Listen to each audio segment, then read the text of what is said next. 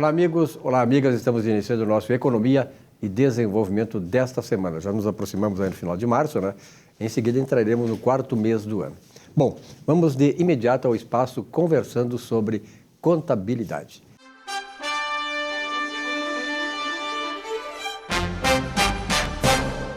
E nesse espaço, o professor Salésio D'Agostini.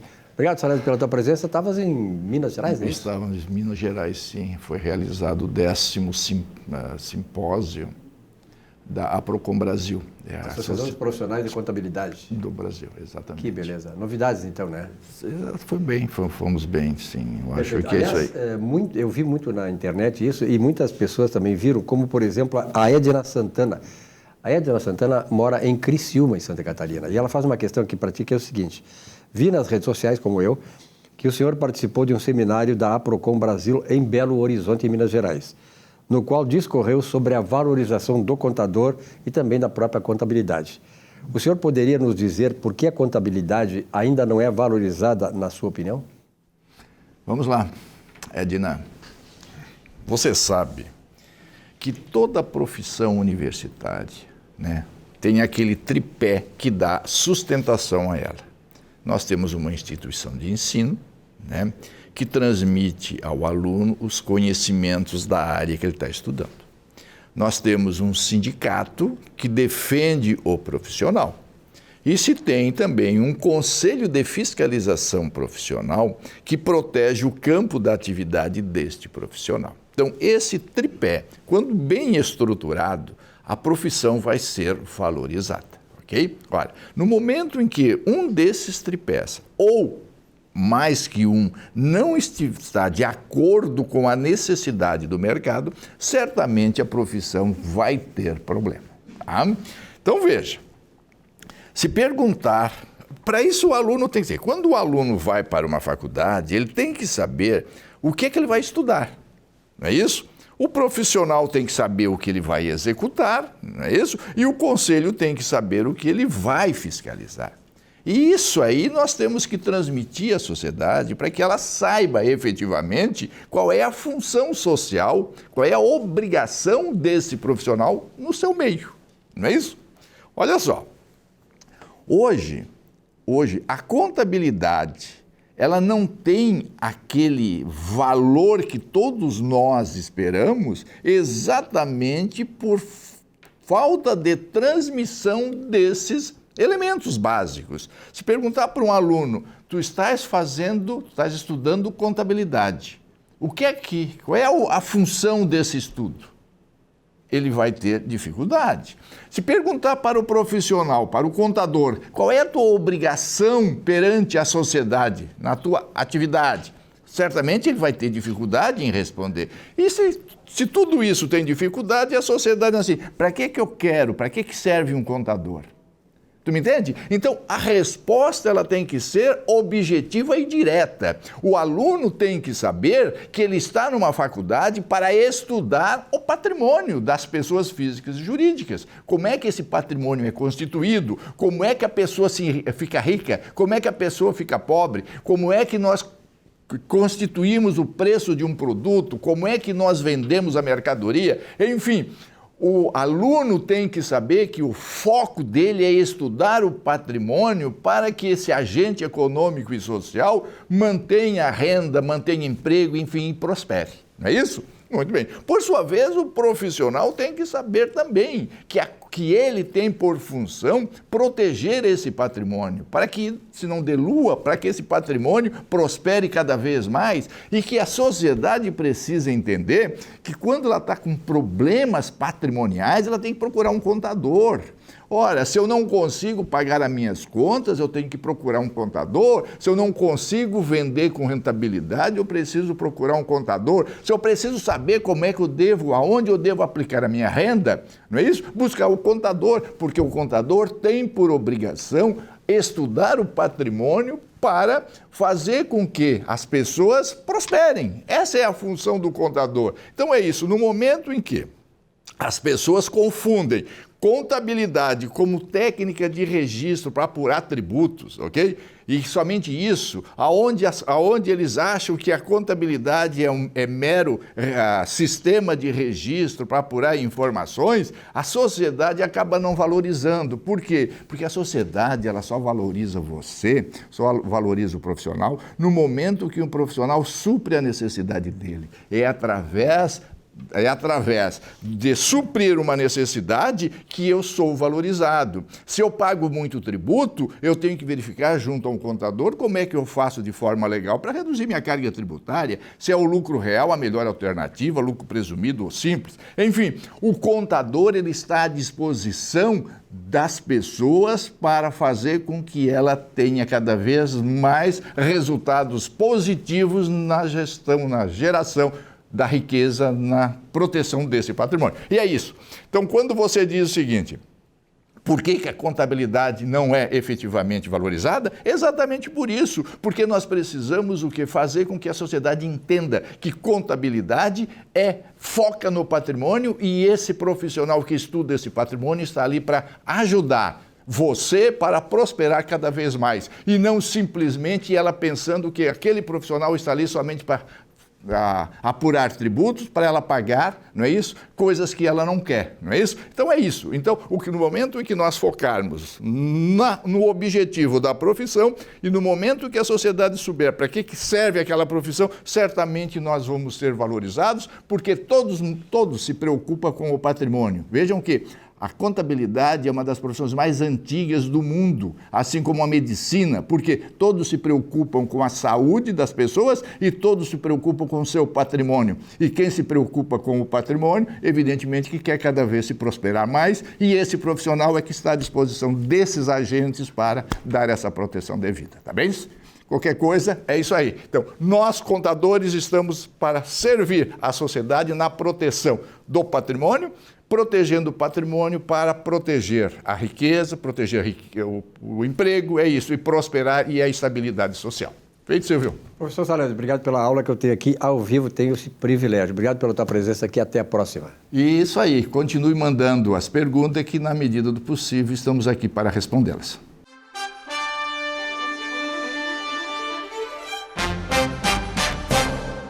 Olá, Isaac Newton, como todo grande cientista, tinha a noção exata dos limites da ciência.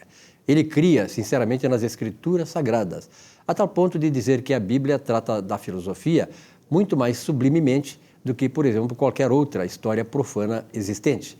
Para o cientista, há 3 formas para resolver os problemas de cada um e do mundo: pensar, pensar e pensar. Como diz a palavra, como penso, assim sucederá, em Isaías. Sim, tudo se extrai do pensar, não do sentir. Recorde René Descartes, que disse: penso, logo existo, e não sinto, logo existo. Percebeu a diferença? Boa semana.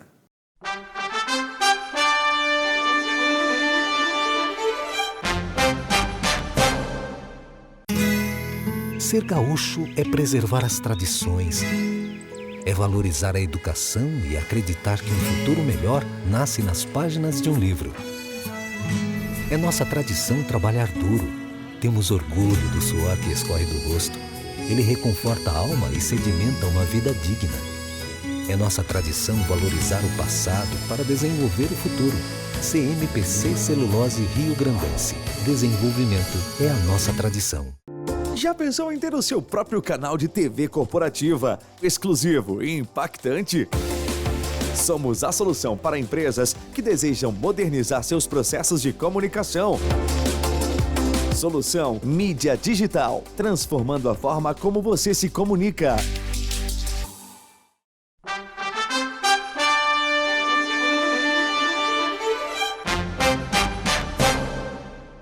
Muito bem, nesse espaço, Marcelo Pereira da Costa. Obrigado pela tua presença, Marcelo. Estava com saudade do amigo, tu andava no litoral, certamente, de férias.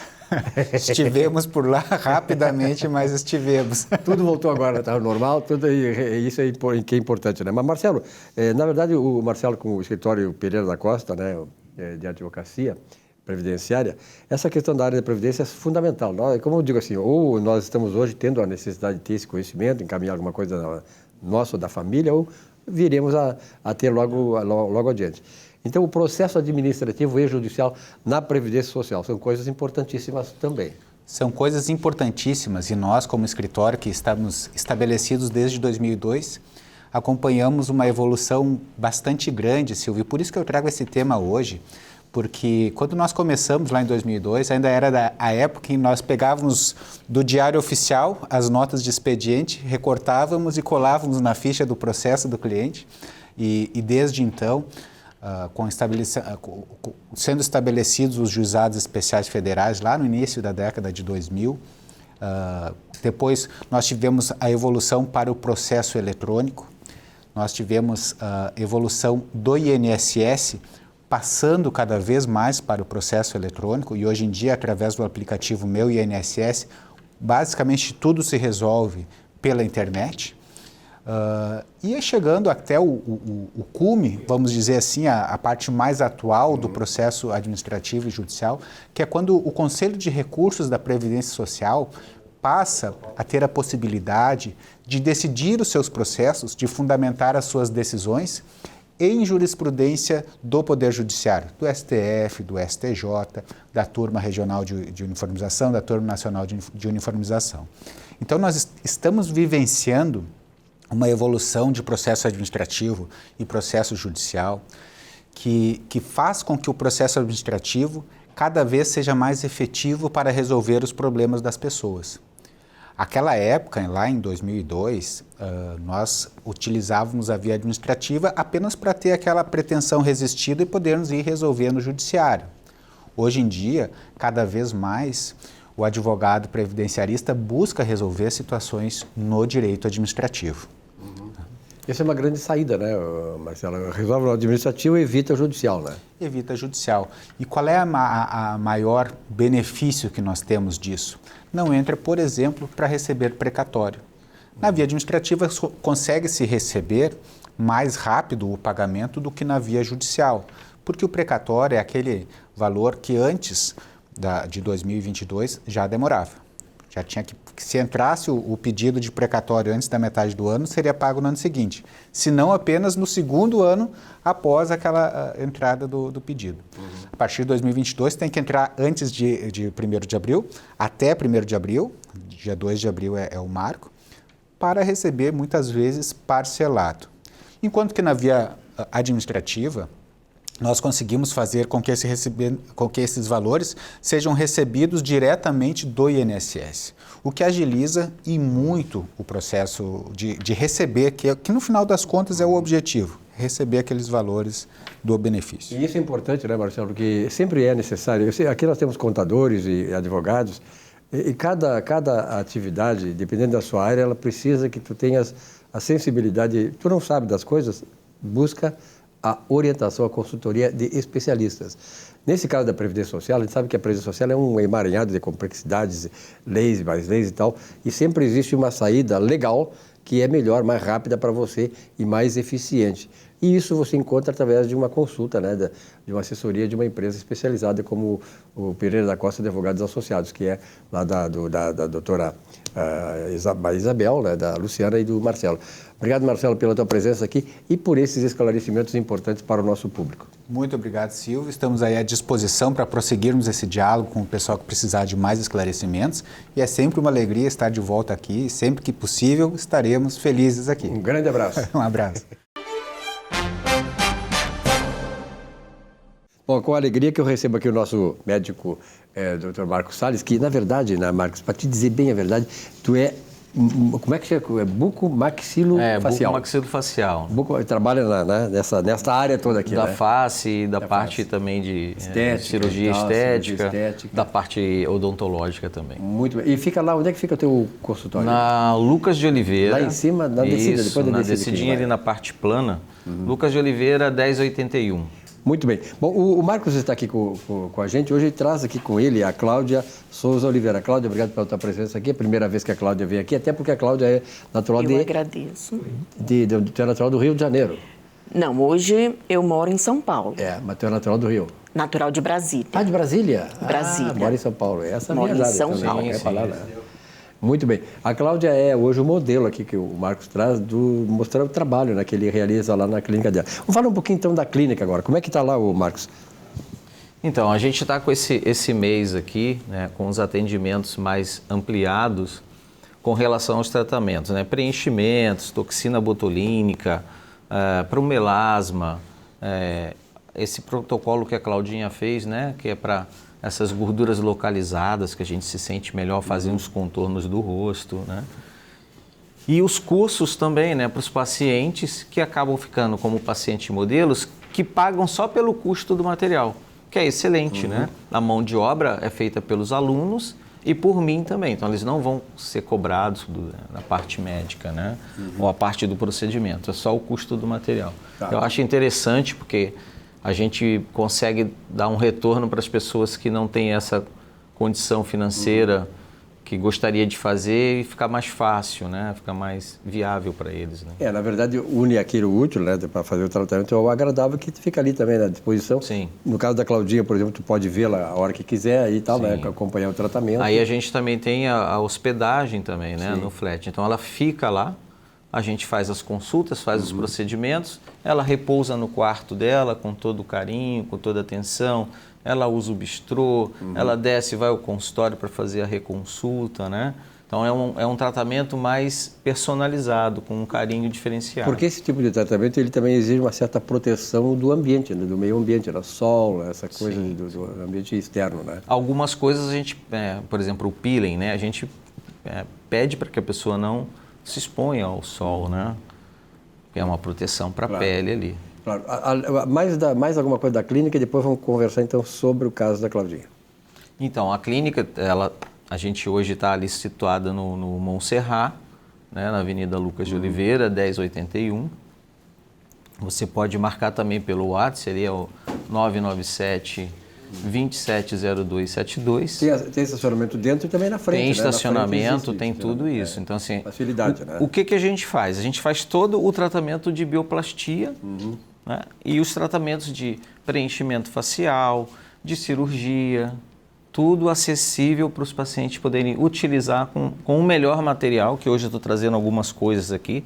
São preenchedores, proteção para o melasma, uma toxina botulínica, um protocolo para emagrecimento facial. Muito bem. Então vamos ver o que tu fizeste, permita-me dizer, com essa guria. Ela não está acostumada com guria, né? Aqui nós chamamos as gurias nós chamamos de guria, né? Sinta-se à vontade. Não é jovem, a guria. A Claudinha estava com um sobrepeso, né? Então ela tinha algumas marcas na face, que são os melasmas, então melhoramos também a cor, né, da irrigação da pele, para ela não ficar com manchas na pele. A gente fez contorno, a gente fez um pouco de lábio e ela também fez umas gorduras localizadas. Tem umas imagens aqui. Isso. E ela fez os fios, né, que servem para a sustentação da pele, né? Então, assim, é bem interessante porque esses fios causam tonicidade e produzem o colágeno através do bioestimulador, que são os ácidos hialurônicos. Cláudia, por mais que a gente tenha assim uma certa autoestima e tal, naturalmente que muitas vezes quando eu fiz isso lá, eu não tenho por que não revelar isso, né? Que hoje o homem, é exemplo da mulher, também busca, até porque a gente trabalha em televisão e tal, tem muita visibilidade. Mas por mais que a gente queira esconder, na verdade, esse tipo de problema que a gente às vezes enfrenta, ele causa um abalo na autoestima. Ou seja, a gente recupera a autoestima quando faz um procedimento desse. Sim. No meu caso, foi mais questões assim para sustentabilidade facial por causa do emagrecimento. Eu estava acima do peso e o Dr. Marcos me indicou algumas aplicações e foram feitas essas aplicações no qual eu precisei, como ele falou, estar aqui há mais dias em Porto Alegre, que geralmente eu venho, fico 2 dias e vou embora.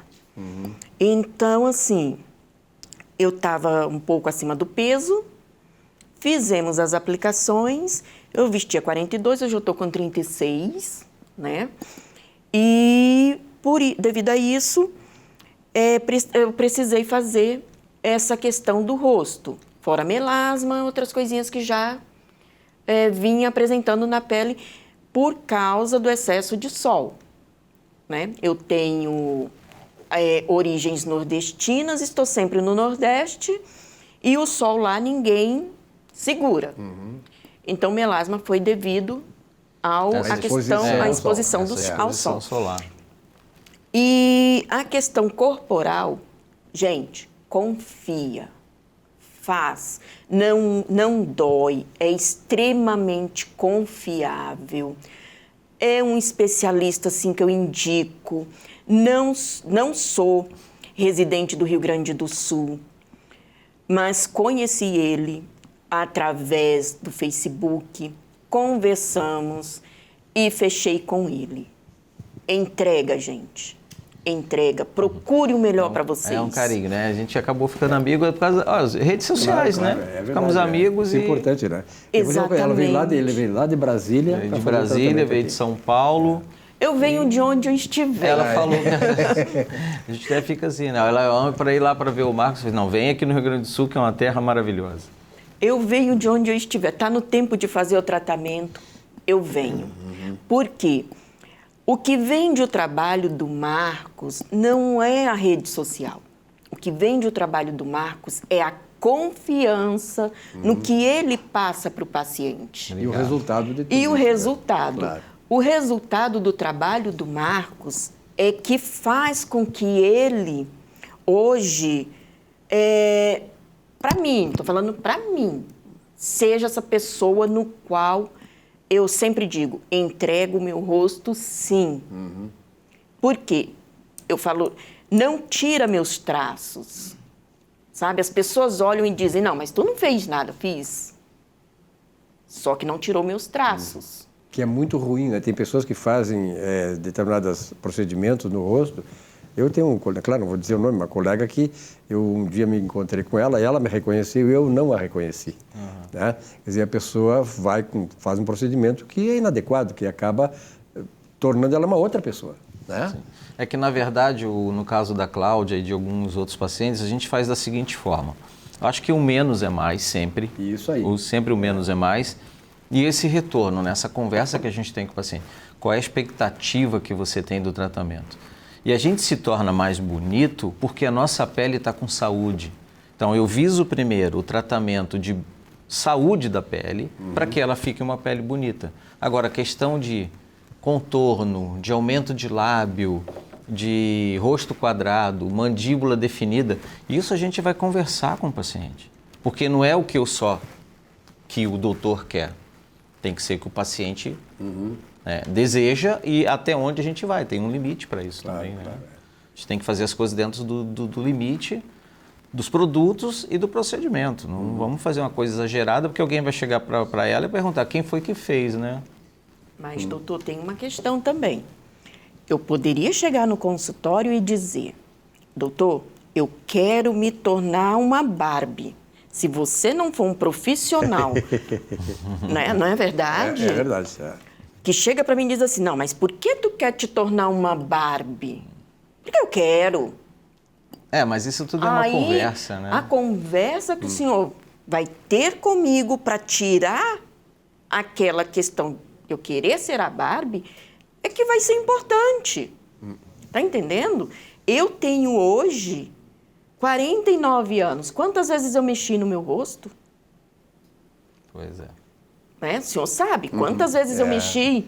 Então, 49 anos, eu digo aqui, mexi no meu rosto, estou mexendo pela segunda vez. Enquanto eu tenho pessoas na minha família mesmo, eu não vou buscar pescar gente de fora. Eu tenho pessoas na minha família que já mexeram no rosto, bem mais nova do que eu, 20 e poucos anos, 5, 6 vezes. Para quê? O importante é você estar feliz com o resultado e a gente poder passar um retorno muito bom para a pessoa. Doutor Marcos, venha mais vezes, nós estamos chegando no final. Obrigado. Obrigado também a Cláudia aí, que trouxe esse exemplo, esse modelo maravilhoso aí. Sucesso lá na clínica, doutor. Muito obrigado, Silvio. Um rápido intervalo, já voltamos então com o nosso Economia e Desenvolvimento. Até já.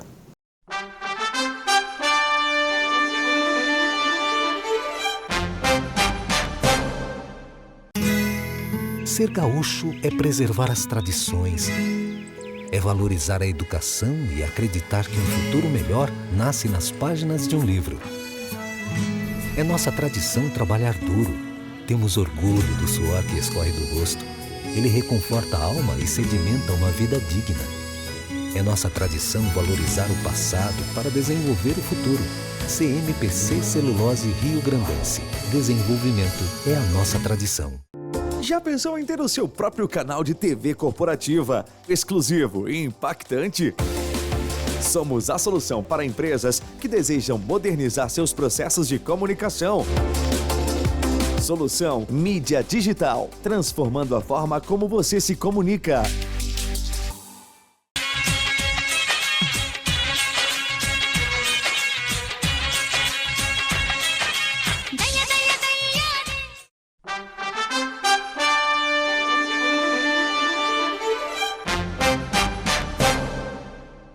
Olá, meus amigos e amigas. No Saiba Mais sobre seus direitos, hoje gostaria de tratar sobre direito do trabalho. Recebi auxílio-doença, fiquei afastado pelo INSS em razão disso. Mas quando retornei para o trabalho, a empresa me demitiu. O que fazer?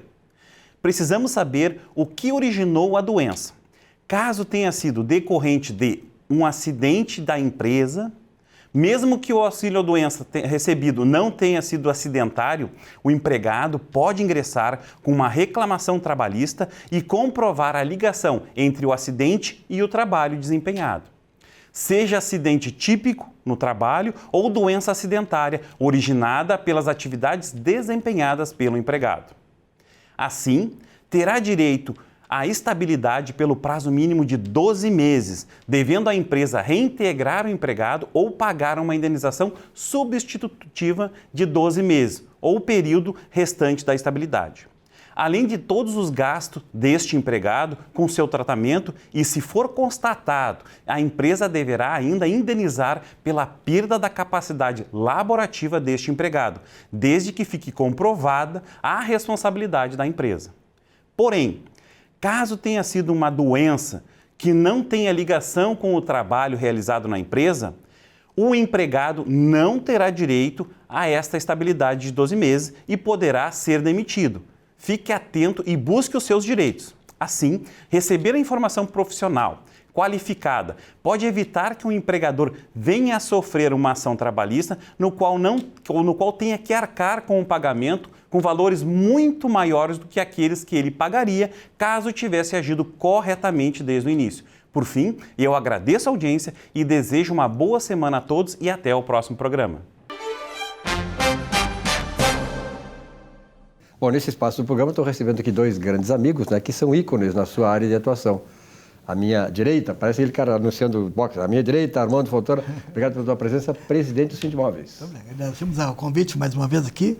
Vamos ver se somamos um pouco aqui no programa, falar da entidade. Vamos falar sobre uma entidade importante para os corretores de imóveis, né, que está completando 78 anos, agora em março, dia 26, né?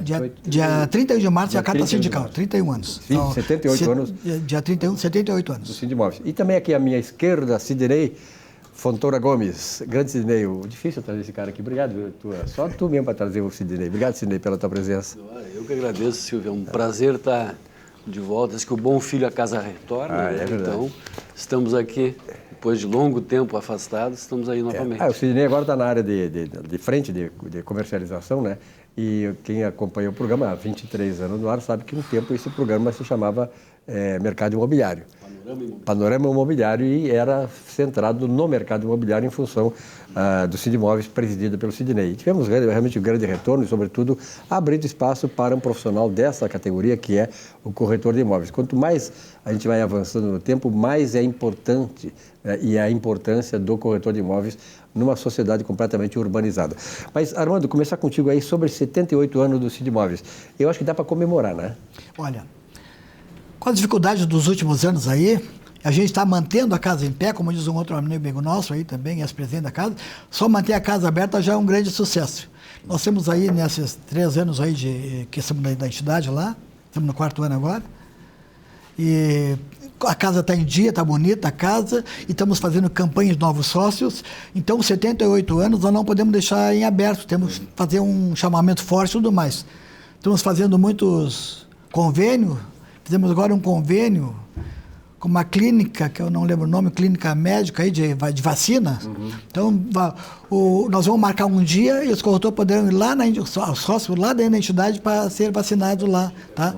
E depende da situação, a gente pode ir nas imobiliárias também, com essa clínica, né? E nessa semana também renovei um convênio com a Volkswagen do Brasil, onde nós temos um desconto lá especial. O cara leva uma carta do sindicato, ele sendo sindicalizado, é claro, e tem um desconto ainda um pouco maior do que eles estão oferecendo ainda no mercado automobilístico aí, tá? É uma outra vantagem, né? É, outra vantagem, tá? E também falar agora, Silvio, só para dar uma pinceladinha aqui agora, nós vínhamos fazendo 50 edições, né, Sidney, o baile dos corretores de imóveis. Então, esse ano, nós já estamos se mexendo para fazer o baile do corretor de imóveis, vai ser lá na Semana do Corretor de Imóveis. Então, nós já temos hoje programando a Semana do Corretor com um campeonato de bilhar, que já fizemos o ano passado, e vamos fazer mais alguma coisa e mais o baile ainda, né? Nós estamos buscando apoiadores, tudo mais. Isso é importante. Eu tenho a impressão, aliás, eu tenho quase a certeza que essa ideia do baile surgiu de um amigo nosso, que é um pé de valsa, né? Sabe, o cara dança pra cacete, né? É verdade. E aqui tá do lado. Ele pode falar mais bastante disso. Né? É verdade. Quer juntar os corretores e tal, e vai lá. Mas é importante, eu acho que esse tipo de evento, ele é um congraçamento, junta o pessoal, une o pessoal, né? E eu acho importante, eu sou economista, eu sou associado à Sociedade de Economia, e as entidades de classe, as entidades precisam do apoio do profissional, porque elas representam o profissional. Vocês, por exemplo, têm uma série enorme de serviços que são oferecidos para o corretor de imóveis e quem não é associado perde. Então é importante ter essa adesão, porque quanto mais forte for a entidade que o representa, né, mais a categoria estará representada e estará sendo defendida no mercado, que é um mercado extremamente competitivo. Tá. Silvio, eu quero falar um outro assunto aqui também, que ainda ontem recebemos um ofício de um juiz aí da parte trabalhista, perguntando se um corretor lá trabalhar para uma imobiliária determinada lá, né? Ele está fazendo uma ação trabalhista contra essa imobiliária. E o juiz perguntou se, conforme diz a lei, o contrato de corretor associado ele precisa ser registrado no sindicato. Já falei na outra vez que eu estive aqui. Isso, me lembro. Tá? E o nosso jurídico lá responde sim ou não, né? Está registrado ou não está. Tá? Então, eu quero deixar claro aqui que os contratos precisam ser registrados na entidade, tá? E nós temos também um movimento, vendo agora, recebemos uma denúncia também essa semana passada agora, de um corretor que trabalhava para uma grande imobiliária em Porto Alegre também, dizendo que o contrato associado, com um monte de cláusula ali que não condiz com a verdade da lei, tá? Então, e a verdade da lei é, entre outras coisas que está ali, o contrato não está registrado no sindicato. Eles colocam, conforme lei tal, artigo tal, parágrafo 2º, acho que é, eu não me lembro, acho que é 2º, né, Sidney? Tá? Que tem que estar registrado lá. Então, a gente está chamando a atenção nas imobiliárias do registro do sindicato, tá? Porque isso aí realmente ele vai evitar muito transtorno para as imobiliárias. É muito constrangimento, né? Isso é Deixa eu importante. tentar colaborar, Assim, claro. Silvio, porque quando nós lá atrás construímos esta mudança da Lei 6.530, que regulamenta a profissão do corretor de imóveis, e há muito que não havia nenhuma mudança, porque ela é de 78, né? Se mudou justamente este artigo com os seus parágrafos da necessidade do registro do contrato, porque há a relação, porque tinha que se estabelecer uma normativa de relação de emprego, porque relação de trabalho há entre um corretor de imóveis e a imobiliária. Então tinha que se normatizar esta relação de emprego. Como se diz que o corretor de imóveis é um autônomo, ele é livre para fazer exatamente o que não é uma realidade. Então, para esta normatização, se colocou que deveria ele fazer um contrato com a parte que era imobiliária e registrar no órgão competente. O órgão competente é o Sindicato dos Corretores de Imóveis na sua região. E fora isso, embora muitos e os telespectadores hão de convir comigo que eu posso não concordar, por exemplo, com o imposto de renda, mas eu tenho que cumprir. Eu posso não concordar com o IPTU, mas eu tenho que cumprir, porque existe sanção, não é? E o registro do contrato no Sindimóveis é lei. Ele não está, olha, eu acho que... Não, é uma lei que Não é uma invenção do Sindimóveis, também, não é do sindicato. Não, claro. absoluto. O sindicato até é passível de punição, sim, né? Exatamente. Existia a indústria da reclamatória trabalhista e para diminuir isto, se pediu a intervenção do movimento sindical para que nós intervíssemos e participássemos da construção desta normatização. Então, hoje, todos os corretores de imóveis que trabalham numa empresa imobiliária têm que ter o contrato registrado no seu sindicato. Aqui, no Acre, na Bahia, seja lá onde for. O país inteiro, território tem que nacional. ter, é uma lei federal. Claro. Então, nós não podemos, nós como corretores de imóveis e nós como empresários do ramo imobiliário, ficar à margem da lei. Né? O que a marginalização faz? A marginalização da profissão é exatamente essa. Se nós ficarmos à margem da lei, nós vamos dar a possibilidade destas reclamatórias que o Armando citava, que são muito vultuosas, né? E a empresa imobiliária não tem a garantia, mas ela tem a normatização dentro da lei. Então não se está pedindo, né? Me ajudem o sindicato. Não é nada disso. O que está, cumpra-se a lei. Somente isso. Né? Nós não temos que discutir se é bom ou se é ruim. Nós temos que cumpri-la. Como disseste, assim. a lei é lei. Enquanto lei. a lei não muda, tu tem que seguir aquilo que a lei estabelece. Perfeitamente, perfeitamente. Lá em 44, aí tocando um pouco no assunto que eu vim colaborar um pouco, em 44 houve a Associação dos Corretores de Imóveis de Porto Alegre. Né? Um grupo de corretores que gostaria, sim, de ter um aparato e uma parceria para que se cumprisse algumas coisas. E no ano seguinte, em 45, se pediu, então, o registro do sindicato. Então, em 45, surgiu o Sindicato dos Corretores de Imóveis. Há 78 anos. Há 78 anos. E é um marco importante e que, infelizmente, outras entidades que deveriam, porque desta lei e do registro aqui no Rio Grande do Sul, é que surgiram, por exemplo, os conselhos, surgiram os outros conselhos e os outros sindicatos das empresas. Então deveriam valorizar muito mais, junto com o sindicato, esta data de 31 de março, que é a data da primeira carta sindical. Seria importante isso, a terceira do Brasil. Terceira do Brasil? Quais são as duas anteriores? A primeira é São Paulo, ou o segundo é o Rio, ou vice-versa, não lembro bem. E a terceira é o Rio Grande do Sul.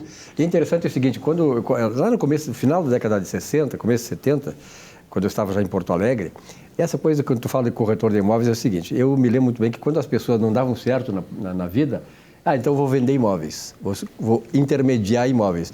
Bom, isso, claro, com o decorrer do tempo e a maturação do sindicato, o corretor de imóveis é uma profissão, né? Não é um quebra-galho, não. Então, aí se passou a normatizar, e o sindicato tem um papel importante porque ele estabeleceu um regramento, né, de consolidação, de garantia do corretor para a sua profissão, impedindo, né, que terceiros, sem a habilitação disso, pudessem, né, trazer problema no mercado. Existem diversas profissões regulamentadas, dentre as quais o corretor de imóveis. Mas ele não é um oportunista, como antigamente se dizia. É verdade. Por quê? Porque no novo Código Civil, novo, né, porque ele é de 2002, vigência em 1º de janeiro de 2003, Há 20 ele anos. tem um capítulo que fala da corretagem. Se não me engano, é o 792 a 797, né? Ou 700, enfim, É por aí. fala da corretagem. E ali fala dos direitos e dos deveres do corretor de imóveis, né? Também está no Código Civil. Eu não vejo outra que não seja de ordem da sua categoria mesmo, uma profissão que tenha tanto zelo e tanta regulamentação por trás do seu trabalho. Então, isso deve ser valorizado. Com certeza. O corretor de imóvel tem um papel importante, né? No desenvolvimento da cidade. Vender imóvel ou comprar imóvel sem o corretor de imóveis é, no mínimo, uma irresponsabilidade. Com certeza. A gente tem a ideia de que vamos levar uma vantagem a respeito. Não se leva vantagem alguma. A assessoria, a condução do corretor de imóveis responsável... O processo todo, né? É fundamental. Com certeza. É fundamental. Evidentemente que tem algumas escolas que não formam corretores de imóveis, né? Que basta que tu matricula, faz uma prova e já é corretor de imóveis. Não é assim. Aliás, esse é um tema importante, viu, Armando? Nos próximos programas nós vamos falar sobre a educação do corretor, né? Esse processo todo de aperfeiçoamento e qualificação do corretor de imóveis, porque hoje me parece que cada vez mais é necessário uma qualificação melhor, né? Nós lá atrás, quando nós começamos, nós já vínhamos, e outros antes de nós, batendo na tecla da qualificação profissional. Nós criamos ali a Unimóveis, Universidade Corporativa do Sindimóveis, que o intuito era, e é, porque ela permanece, qualificar, não é formar, qualificar. Hoje, com o advento da internet, nós temos diversos cursos de qualificação, palestras de qualificação, workshops, podcasts de qualificação para o corretor de imóveis. Eu acredito que muito mais do que em outras áreas. Por quê? Porque a dinâmica de movimento da qualificação é muito violenta. É muito violenta. Eu quando me formei como economista, então, é essa história, vale para corretor de imóveis, né? O cara fala faculdade e tal, se forma. Quando o cara sai da faculdade, o cara acha que sabe tudo. É ali que começa o trabalho. É ali que começa o teu conhecimento. Tem prática, né? É, a prática, depois... E esse tipo de palestra que vocês fazem lá, eu sei, algumas delas eu participei, é fundamental para o corretor de imóveis. Porque isso se chama a qualificação continuada. Né?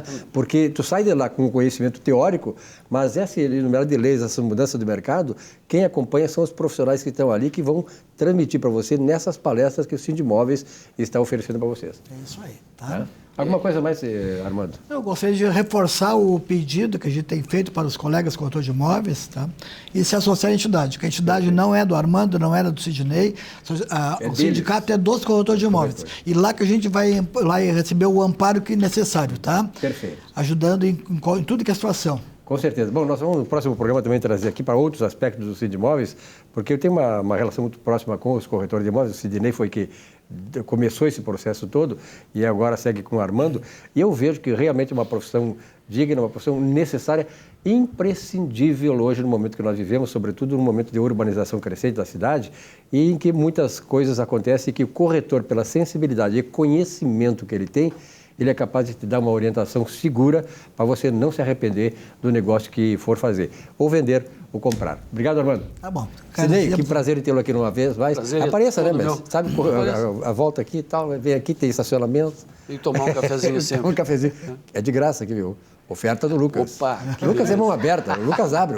Cafezinho com o Lucas, né? O Lucas mora no meu mão coração aberta, e o café dele é o melhor da Overgore Produções. De Ijuí para o mundo. É. Um rápido intervalo, já voltamos aqui com o nosso Economia e Desenvolvimento. Até já.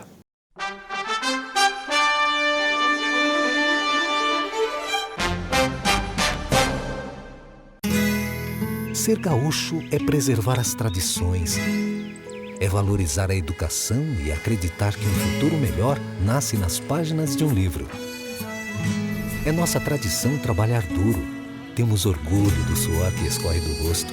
Ele reconforta a alma e sedimenta uma vida digna. É nossa tradição valorizar o passado para desenvolver o futuro. CMPC Celulose Rio Grandense. Desenvolvimento é a nossa tradição. Já pensou em ter o seu próprio canal de TV corporativa, exclusivo e impactante? Somos a solução para empresas que desejam modernizar seus processos de comunicação. Solução Mídia Digital, transformando a forma como você se comunica.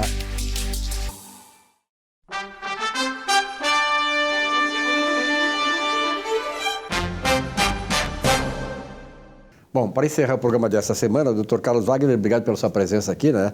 Carlos Wagner Firpo, e o homem da área das rodovias e tal. Aliás, Carlos Wagner, eu estava pensando aqui, antes de nós começar aqui esse programa, essa questão das rodovias. As rodovias nos remete ao tema infraestrutura. Ao longo da década de 70 e 80, que o Brasil começou a se desenvolver e tal, né?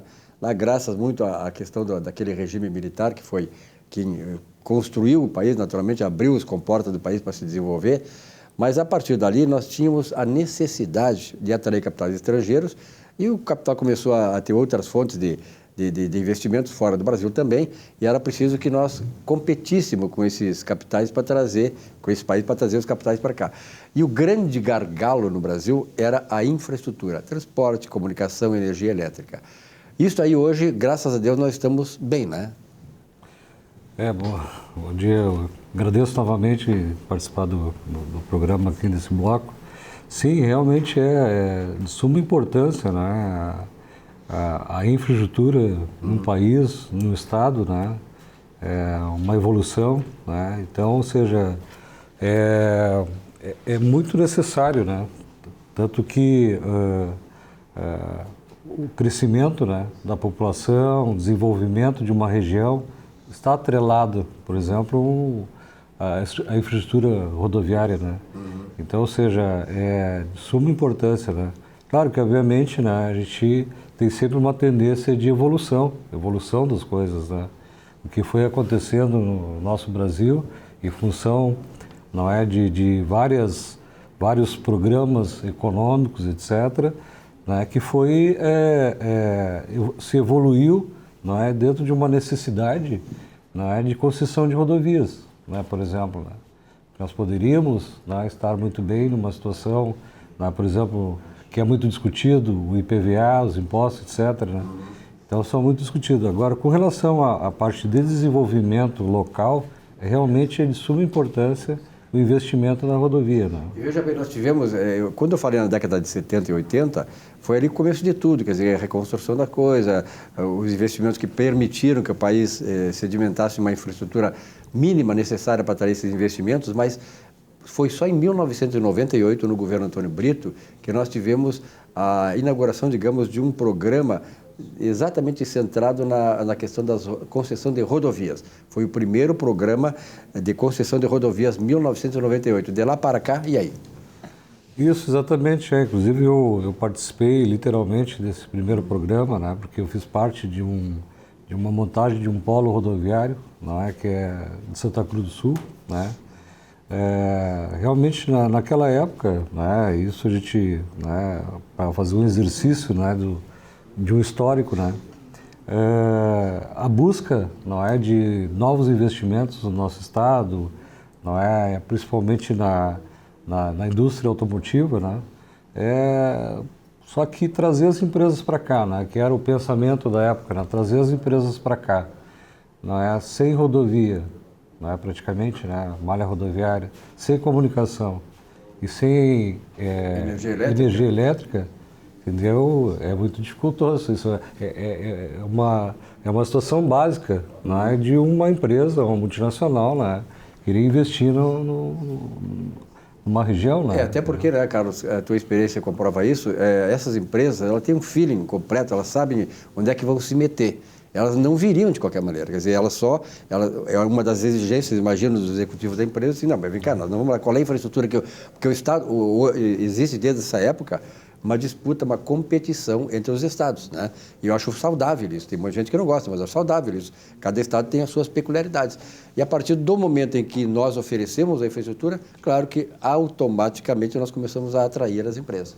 Exatamente, Inclusive até foi algo, acho que daqueles 4 anos, né, de governo na época, né, foi um boom, né? Eu, por exemplo, eu trabalhava numa empresa de engenharia de segurança rodoviária, né, que tinha, não é algo a ver, né? Nunca tinha ouvido falar sobre, né, sistemas de arrecadação com concessão de rodovias, né?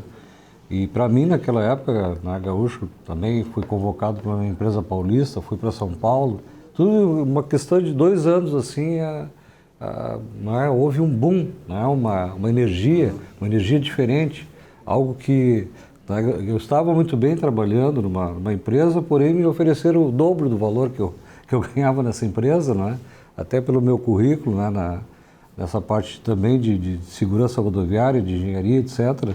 E aí eu fui para São Paulo, né, saí né, do meu emprego que eu tinha, fui para São Paulo, adquiri conhecimentos que eu jamais imaginava, né, e outros colegas também movimentando, né, porque foram, na época, desenvolvidos 9 polos rodoviários aqui no estado, né, coisa assim que a gente trabalhava com DAIR, trabalhava com DNR na época, né, algo que demorava, né, anos para ser concluído, né.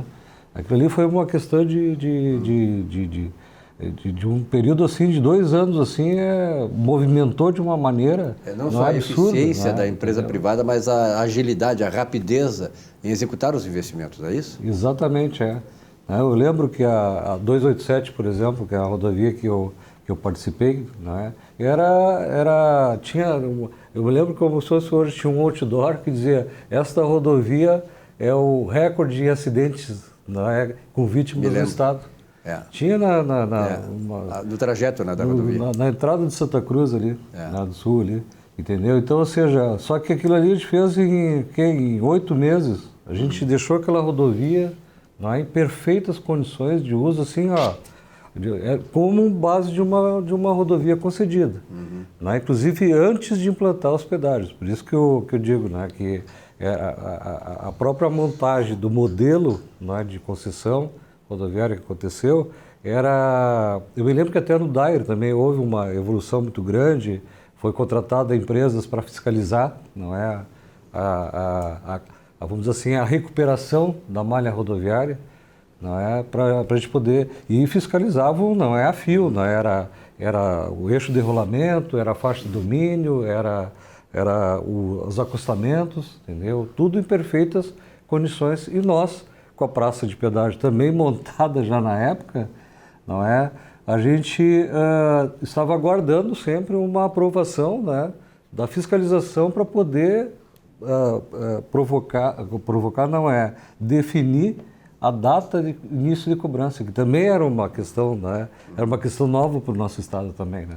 Então foi muito bacana na época, foi uma energia muito boa. Não era também jovem na época, eu tinha 28 anos também, então, ou seja, muitas coisas movimentaram para nós. E eu comecei a especialização nessa área de operação de rodovias naquela época, né? E agradeço também, né, por ter participado, né, desse processo todo, né? E que hoje a gente fala que a gente evoluiu muito a nível de conhecimento internacional, né, sobre operação de rodovias e sistemas de arrecadação também, né? Mas então, é isso que eu digo, né? Hoje, por exemplo, hoje tem programas. Claro que, obviamente, num outro momento a gente vai dar sequência nessa fala aí, desse assunto. Mas o programa, na época, foi muito bom, Teve alguns conflitos de fiscalização, porque a Gerges era uma reguladora e o DAIR era o poder concedente, então era quase que 2 donos dois donos cuidando do cachorro. Era uma questão de concorrência dentro do setor público, uma coisa que não precisava, né? Exatamente. Agora, eu sempre vejo assim, na história, a gente tem que... A história é importante porque ela nos dá as lições, né? O Rio Grande do Sul e o Brasil tiveram 2 momentos que puderam, assim, se sustentar do ponto de vista de uma grande alavancagem de desenvolvimento. Por exemplo, o Rio Grande do Sul com o governo Brito aqui, a não reeleição do governo Brito trouxe muitos prejuízos para o Estado. O Estado regrediu né? Hoje nós vemos o quanto prejuízo aconteceu a não reeleição do Brito, que deu um novo gap, né, de desenvolvimento do Estado, abriu a economia do Rio Grande do Sul. E o Brasil, né, a não reeleição do governo passado, que fez também esse trabalho de sedimentar a economia para a liberdade econômica, para investimentos estrangeiros, investimentos locais, ou seja, o Brasil estava dando um grande salto econômico. Lamentavelmente, nós não aprendemos com a história e fizemos essas coisas, essas porcarias aí, que acabam trazendo prejuízo para o Estado e para o país. De qualquer maneira, esse programa lá de concessão do Brito, lá em 1998, deu frutos e hoje o Estado é um Estado que está progredindo, né, Carlos? Exato, deu o pontapé inicial, né? Claro que, obviamente, o que aconteceu depois disso, né? Passou por um histórico de 4, 5 governos, né? E entra um governo, sai outro governo, e também tem a questão da competência dos órgãos também, né? Quem realmente é o dono do negócio em si, né? Então isso aí cria dificuldades, né? Cria dificuldades porque, na verdade, o programa ele é feito com base, né, em levantamentos de engenharia, né, levantamentos de requisitos, né? Argumentos técnicos. É o programa de exploração rodoviária, né, que é conduzido. E na época também era feito os próprios consórcios, era feito pelas empreiteiras que já tinham know-how no assunto de pavimentos, etc. E por isso que deu certo todo esse projeto de concessão. Bom, esse espaço aí de rodovias e tal, de concessão de rodovias, da nossa infraestrutura, está aberto aqui no programa. Na semana que vem o Carlos vem aqui trazer outros detalhes, quer dizer, avançar um pouco mais em outros aspectos, né, Carlos? Eu te agradeço muito, nós teríamos muito tempo ainda para discutir, mas a TV é tempo também, né? Então eu te agradeço muito e parabéns aí pelo trabalho que tu realiza e, sobretudo, pelo conteúdo desenvolvido aqui no programa. E até a próxima semana. Obrigado aí. Obrigado a você, telespectador. Uma bela semana de trabalho. Um novo encontro a semana que vem. Até lá.